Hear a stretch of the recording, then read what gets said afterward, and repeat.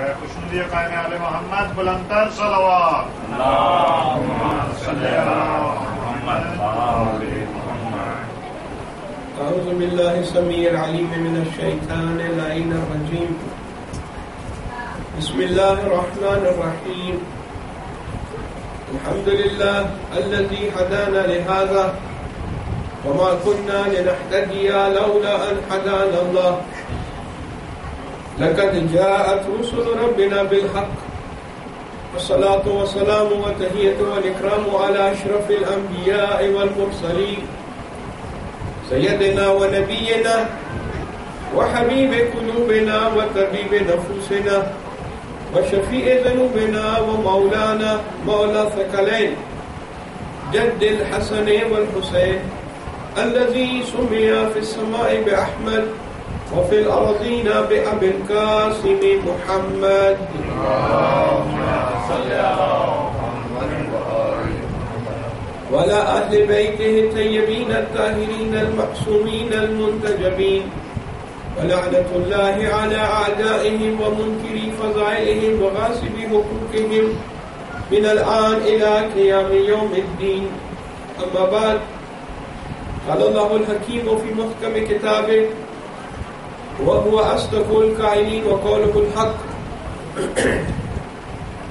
بسم الله الرحمن الرحيم. إن أول بيت وضع للناس للذي ببكة مباركا وهدى للعالمين فيه آيات بينات مقام إبراهيم ومن دخله كان آمنا ولله على الناس حج البيت من استطاع إليه سبيلا ومن كفر فإن الله غني عن العالمين. وقال سبحانه وتعالى بسم الله الرحمن الرحيم. يا أيها الذين آمنوا إذا نودي للصلاة من يوم الجمعة فاسعوا إلى ذكر الله وذروا البيع ذلكم خير لكم إن كنتم تعلمون. اللهم صل على محمد وآل محمد. قرآن مجید کی دو آیات مبارکہ آپ کی خدمت میں تلاوت کرنے کا شرف حاصل کیا. اہل علم جانتے ہیں کہ ان آیات کی تلاوت سے میرا مقصد اور میرا موضوع حج اور نماز جمعہ ہے. پہلی آیت سورہ آل عمران کی آیت ہے. دو آیات میں نے سورہ آل عمران کی پڑھی. آیت نمبر 95 اور آیت نمبر 96. اس میں پروردگار عالم حج کی وجوب کا ذکر فرما رہا ہے، لذا یہ ہمارا پہلا موضوع ہے. دوسرا موضوع، وہ دوسری آیت میں نے آپ کی خدمت میں تلاوت کرنے کا شرف حاصل کیا، وہ سورہ جمعہ کی 9 نمبر کی آیت ہے، جس سے اہمیت نماز جمعہ ظاہر ہوتا ہے. اور آخر میں اہمیت نماز جماعت کے متعلق بھی کچھ اشارہ کروں گا. انشاءاللہ اسی موضوع کو آگے بڑھاتے ہوئے کل اس سلسلے میں شاید ہماری آخری تقریب ہوگی، اور اس میں ہم کچھ اجتماعی مسائل اور کچھ اخلاق اسلامی، یعنی اسلامی اخلاقیات، اسلام ہمیں کیا چیزیں سکھاتا ہے کہ ایک مسلمان کو، ایک مومن کو کیسے ہونا چاہیے، اس سلسلے میں کل انشاءاللہ اپنی گفتگو جاری رکھیں گے. اور آج کی اس تقریر میں اگر موقع ملے آخر میں تو عید کے حوالے اور چاند کے حوالے سے بھی کچھ مختصر ذکر کریں گے. آپ سب سے التماس ہے کہ بلند آواز سے درود بھیجیں محمد محمد. قرآن مجید میں ایک سورہ ہے جس کو سورہ حج کہتے ہیں. یہ 22 نمبر کی سورہ ہے، اور قرآن میں اسنان کی سورہ ہونا اس بات کی دلیل ہے کہ حج ایک انتہائی اہمیت والا موضوع ہے، ارکان دین میں سے ہے، اور بعض نے اس کو ستون دین بھی کہا. یعنی وہ مشہور حدیث جو ہمارے اور آپ کے 5ویں سرکار امام محمد باقر علیہ الصلوۃ والسلام آپ سے روایت ہے، اور دیگر معصومین علیہ السلام کی طرف اس کی نسبت دی جاتی ہے. جس میں ارشاد ہوتا ہے بسم اللہ الرحمن الرحیم بنی الاسلام علی خمس، اسلام کی بنیاد 5 چیزوں پر ہے. الصلاۃ والزکاۃ، ایک صلاۃ ہے، ایک زکات ہے، والصوم والحج، روزہ ہے اور حج ہے. 4 والولایۃ لنا اہل البیت، اور ہمارے اہل البیت کی ولایت.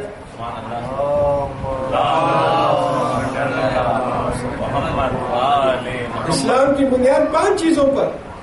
بعض لوگوں نے 4 لے لی، آخری چھوڑ دیا، تو ان کی ہمارے حساب سے ان کی جو عبارت ہے وہ ناقص ہے.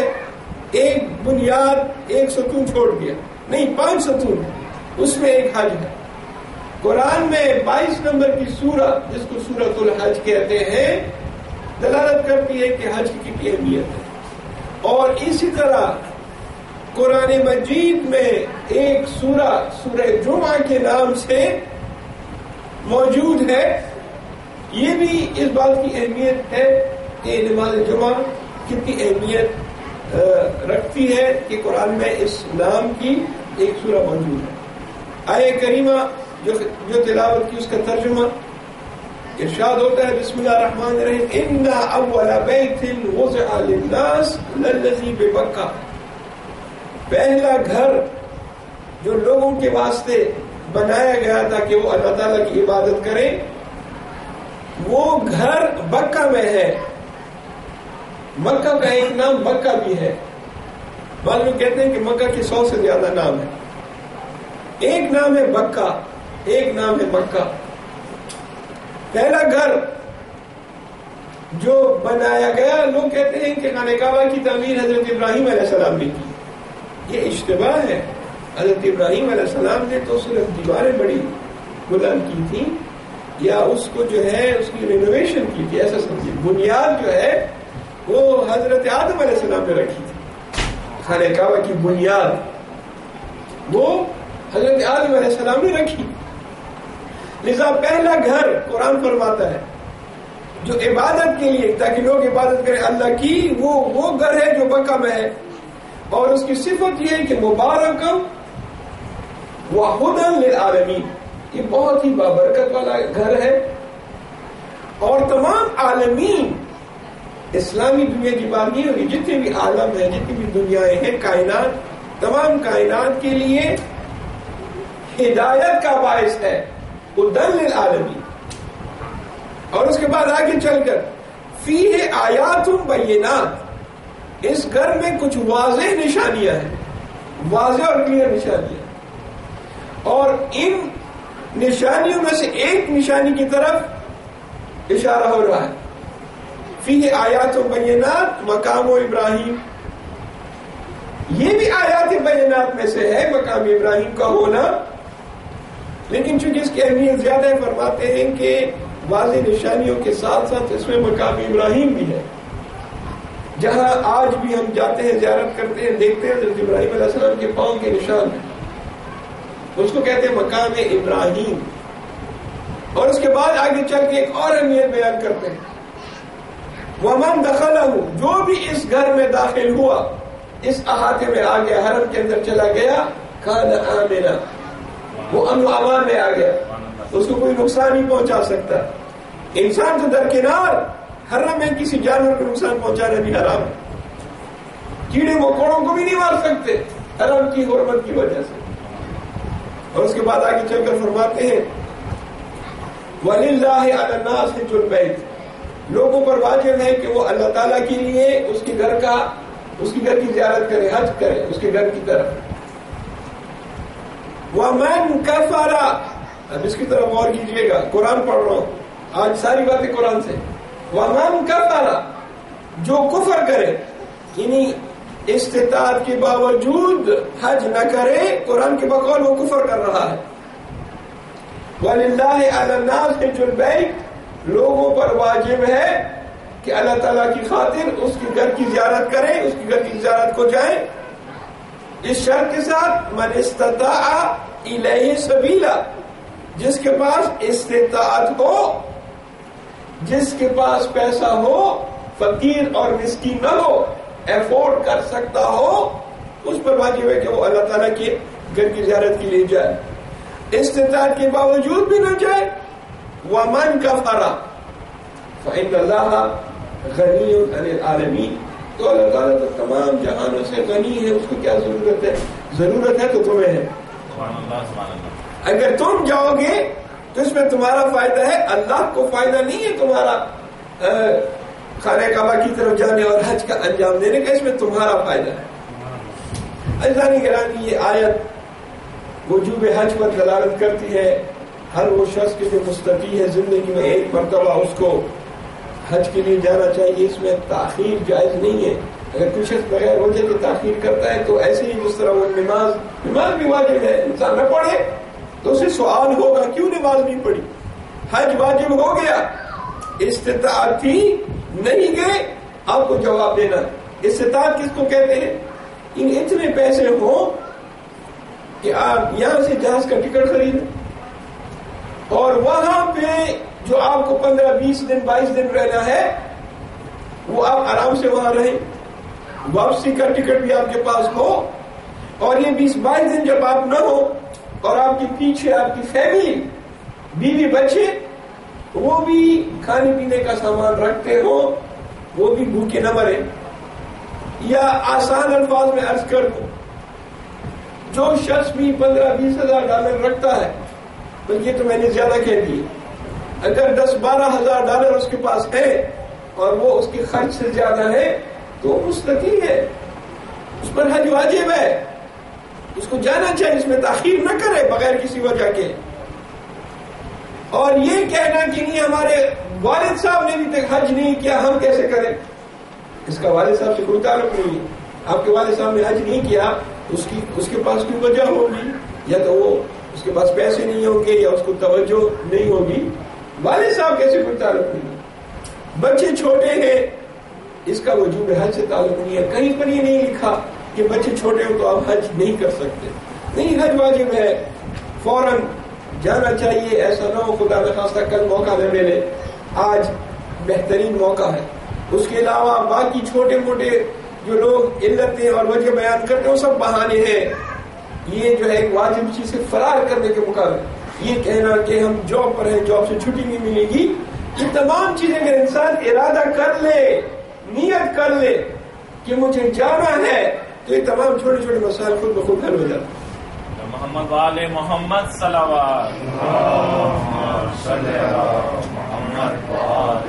اور ایک مومن جو اپنے آپ کو پیروان امیر المومنین اور پیروان اہل البیت میں سے کہتا ہے، اس کو تو بہت شوق ہوتا ہے کہ جا کے حج تو واجب ہے، وہ تو انجام دینا ہی ہے، خانہ کعبہ کی زیارت کرنا، مناسک حج انجام دینا، اس کے ساتھ ساتھ اور فائدے دیکھیں، 4 امام معصوم مدینے میں دفن ہے، ائمہ بقی، وہ کیسے مومن ہے کہ جس کی یہ خواہش نہ ہو کہ جا کے ائمہ کو قریب سے سلام کرے اور زیارت کرے۔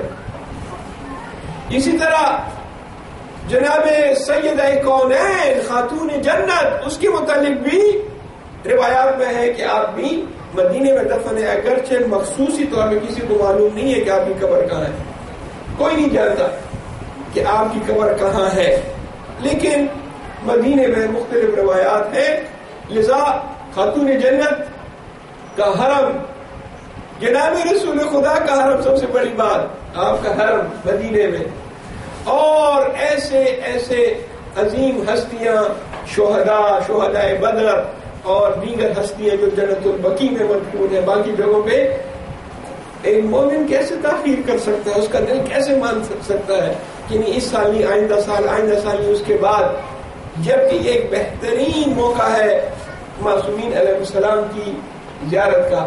اور جب کہتے ہیں فی آیات بینات، اس میں کھلم کھلا اور واضح نشانیاں ہیں، نشانیاں تو بہت ہیں، وہ جو آپ جائیں گے تو آپ کو دکھائی دے گا، ایک نشانی کی طرف اشارہ کرتا ہوں، اور وہ نشانی وہ مقام ہے کہ جو امیر المومنین علیہ السلام کے لیے کعبہ کا دیوار شق ہوا اور بی بی اندر گئی اور وہاں امیر المومنین علیہ السلام کی ولادت ہوئی، وہ مقام آج تک خانہ کعبہ میں موجود ہے، وہ دیوار میں دراڑ ابھی تک موجود ہے، اس کو بند کرنے کی کوشش کی گئی، اس کو جو ہے مختلف طریقوں سے کیلوں کے ذریعے، چاندی کے ذریعے بھرنے کی کوشش کی، مگر اس نشان کو نہیں مٹا سکے. وہ نشان ابھی تک موجود ہے. مومنین جاتے ہیں وہاں زیارت کرتے ہیں.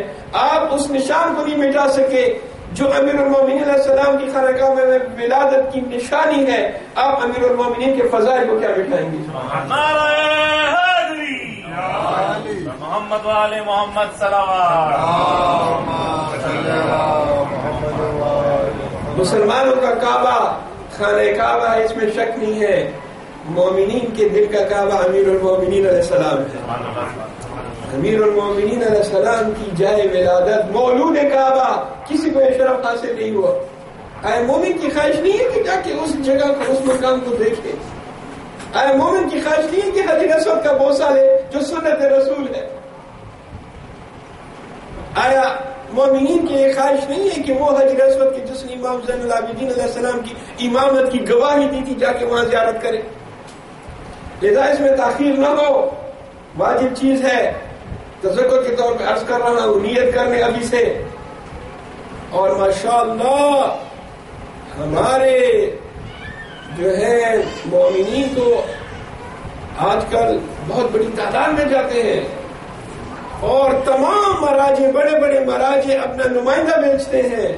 مکہ اور مدینہ میں بیسا ہوتا ہے، علیکم السلام، بیسا ہوتا ہے ہر ایک مجتہد کا.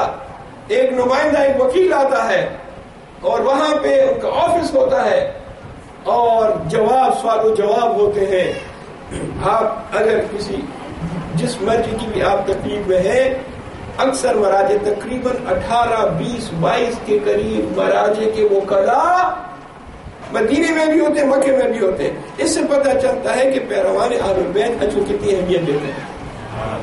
اگر یہ اہمیت والی بات نہ ہوتی تو مراجع اعظام ایک نہیں، دو نہیں، میں خود کبھی کبھار اپنی آنکھوں سے میں نے دیکھا ہے اور میں نے ان کو گنا بھی ہے. 18، 20، 22 کے قریب مراجع اپنے وکلاء کو بیچتے ہیں. ان کا بیسا ہوتا ہے، ٹیمپرری طور پر ان کا آفس کھلتا ہے، مکہ میں بھی مدینے میں بھی. اس سے پتہ چلتا ہے کہ حج کتنی اہمیت والا عمل ہے اور کتنی بڑی عبادت ہے. درود بھیجیں محمد محمد. دوسرا مسئلہ نماز جمعہ کا ہے اور اس سلسلے میں میں نے جو آیت تلاوت کی اسی کا ترجمہ پیش کرتا ہوں اور آپ سمجھ آئیں گے کیونکہ اہل علم بیٹھے ہوئے ہیں.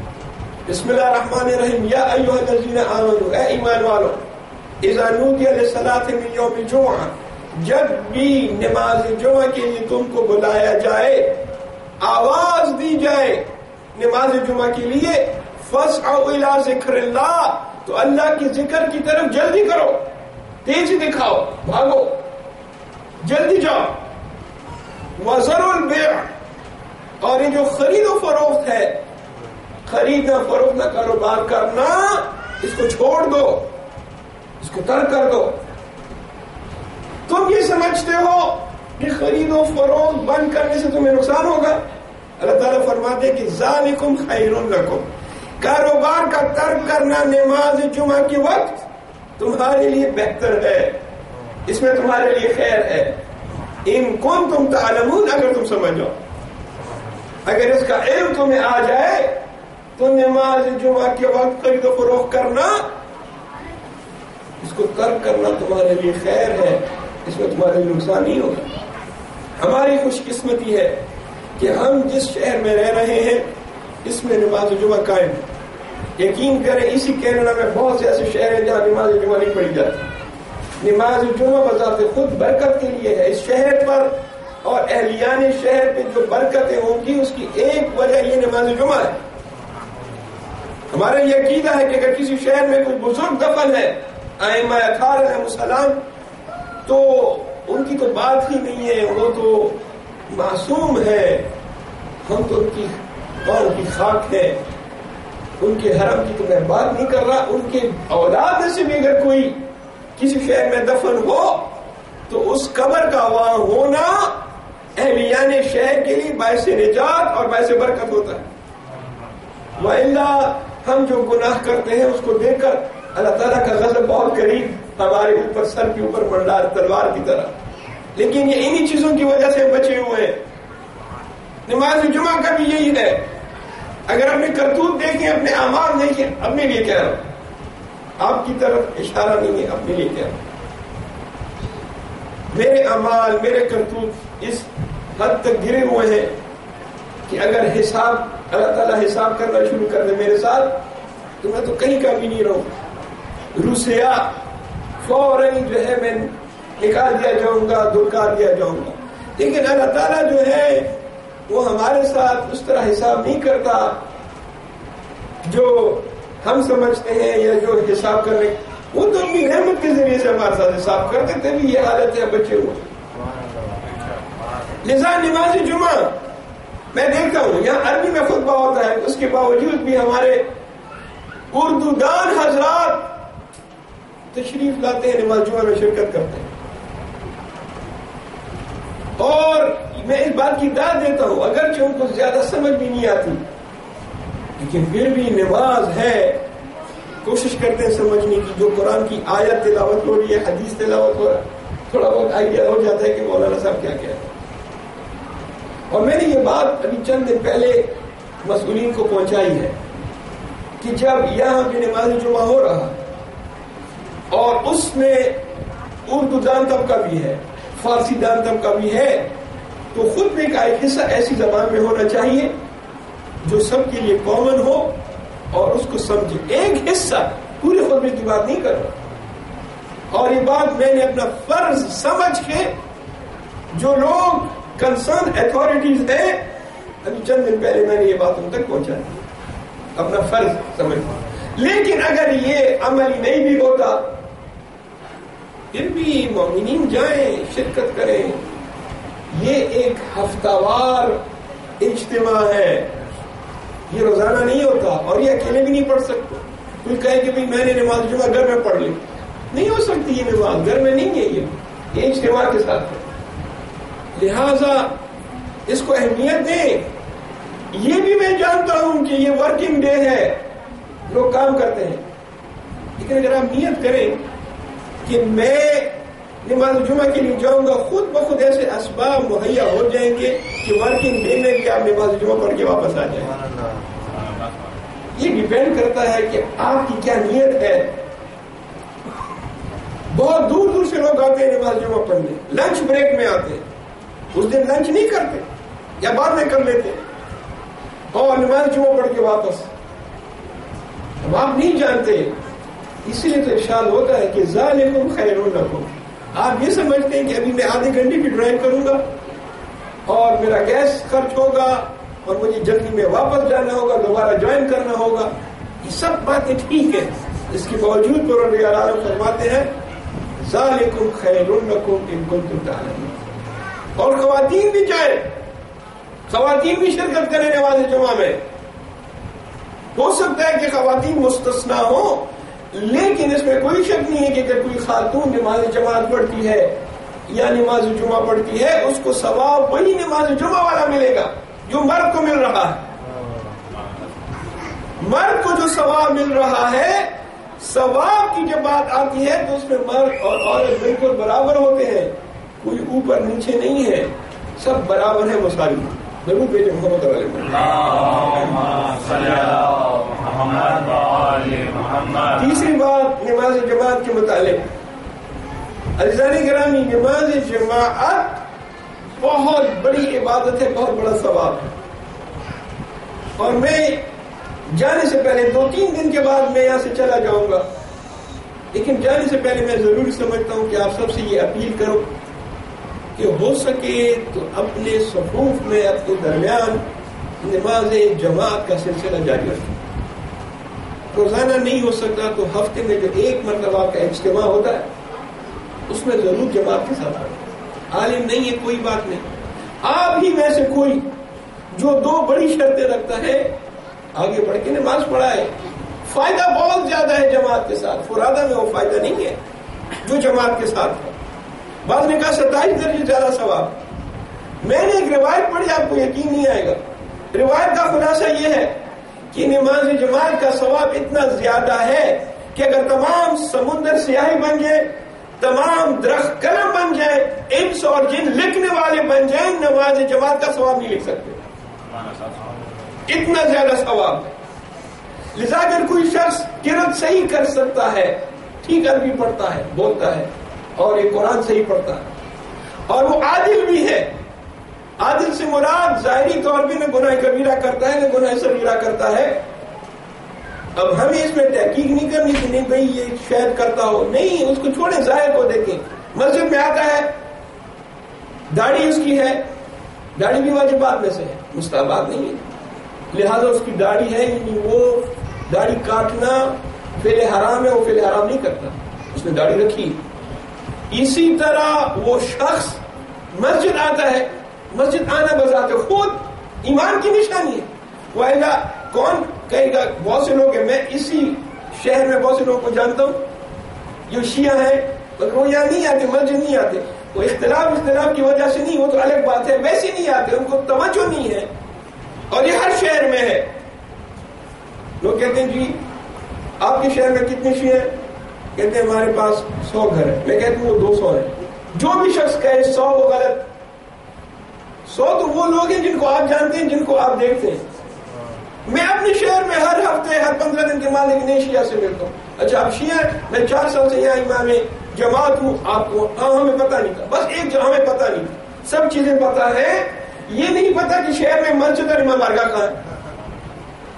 آج بھی ہمارے ساتھ کچھ لوگ ملے، وہ بہت وقت سے یہاں پہ ہیں، بہت ٹائم سے یہاں پہ ہیں. ہم نے ان سے کہا بھائی آپ اتنے ٹائم سے یہاں پر ہیں تو آپ مسجد امام بارگاہ کیوں نہیں آتے؟ کہا اچھا مسجد امام بارگاہ بھی ہے، ہم تو سوچ رہے تھے کہ محرم کرنے پاکستان جائیں گے. بھائی محرم کرنے پاکستان جانے کی ضرورت نہیں ہے، یہیں پہ محرم ہوتا ہے. اب وہ شاید کیا کہتے ہیں تجاہل عارفانہ، اپنے آپ کو خود جاہل کہنے کہ ہم کو نہیں پتا، سب کو پتا ہے. یا ہو سکتا ہے پتہ نہ بھی ہو. اگر پتہ نہیں ہے تو پتہ کرو. میں نے لوگوں کو دیکھا ہے، یقین کریں، کسی شہر جانے سے پہلے، موو ہونے سے پہلے، سب سے پہلے سرچ کرتے ہیں کہ اس شہر میں مسجد، امام بارگاہ، مدرسہ ہے یا نہیں. لذا یہ نماز جماعت، اس کا پڑھنا بہت ضروری ہے. اگر کسی میں یہ 2 شرط ہے وہ آگے آ کر جو ہے نماز پڑھائے.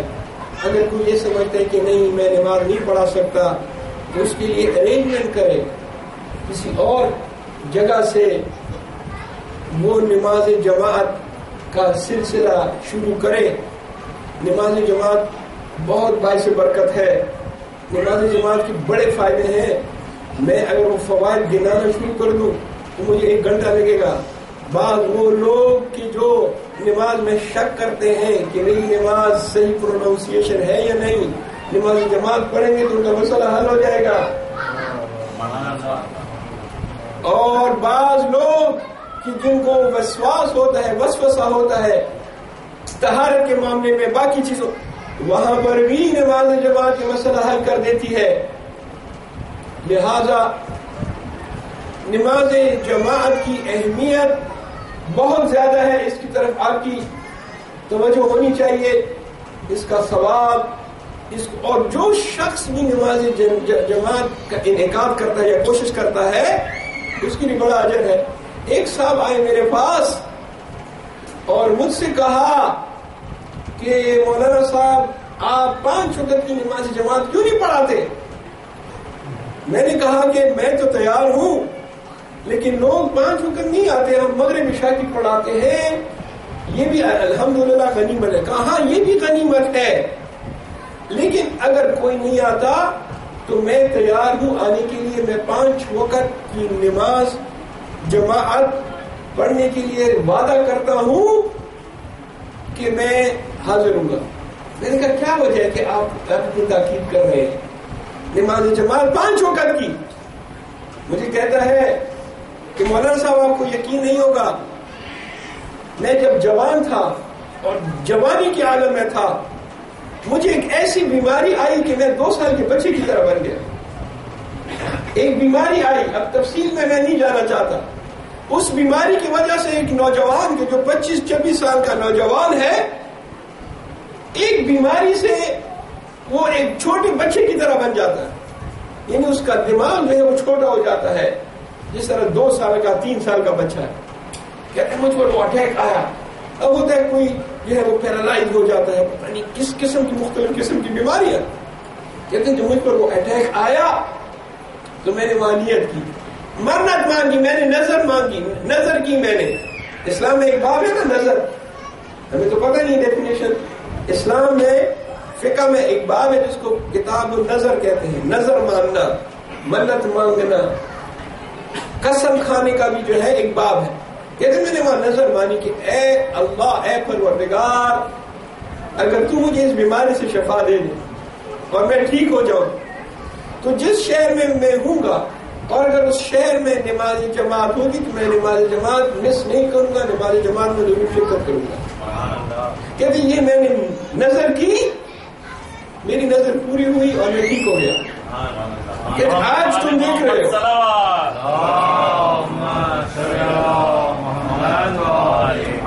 کہتے آج تم دیکھ رہے ہو میں تمہارے سامنے صحیح سالم ٹھیک ٹھاک کھڑا ہوں، جاب کر رہا ہوں، اگر چند سال پہلے تو میری حالت دیکھ کے تو تم کو یقین نہیں آتا کہ میں بچ پاؤں گا۔ اس نظر کی وجہ سے اللہ تعالیٰ نے میری نظر قبول کی، مجھے صحت دی، اور اب جہاں بھی نماز جماعت ہوگی میں وہاں پہنچوں گا، الا یہ کہ کوئی عذر شرعی ہے، کسی مجبوری کی وجہ سے نہیں پہنچ سکا، لہذا یہ نظر کرنا۔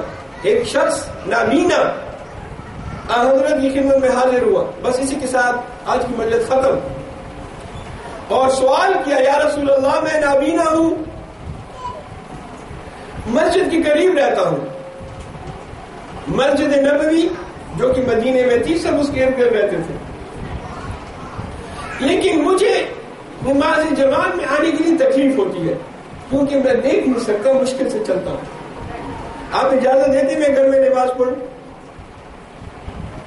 حضرت نے فرمایا نہیں، گھر میں پڑھنے کی اجازت نہیں دیتا۔ کہا پھر کیا کروں، میں تو نابینا ہوں۔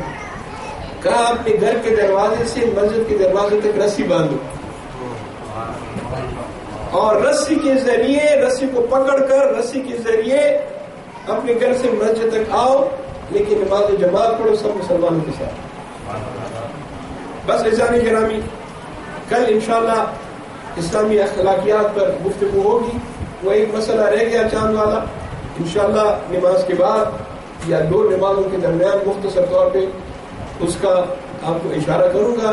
ویسے اس کی ضرورت بھی نہیں ہے کیونکہ زاہد بھائی جو ہے وہ اتوار کو عید کرنے پر تلے ہوئے ہیں، میں جو بھی کہوں یا نہ کہوں وہ تو اس معاملے میں مجھ سے پوچھتے بھی نہیں ہے۔